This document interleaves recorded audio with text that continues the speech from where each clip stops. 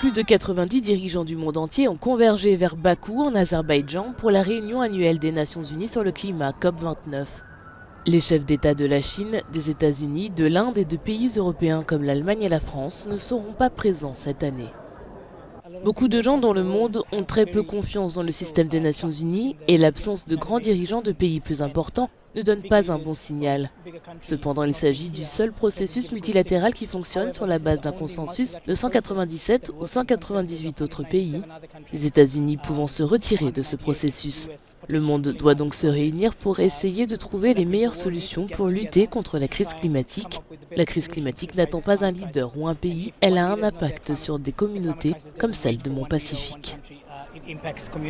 Malgré ces absences remarquées, une forte participation des dirigeants de certains des pays les plus vulnérables au changement climatique est visible. Plusieurs présidents de petites nations insulaires et plus d'une douzaine de dirigeants de pays africains devraient s'exprimer au cours des 2 jours du sommet des dirigeants mondiaux lors de la COP29.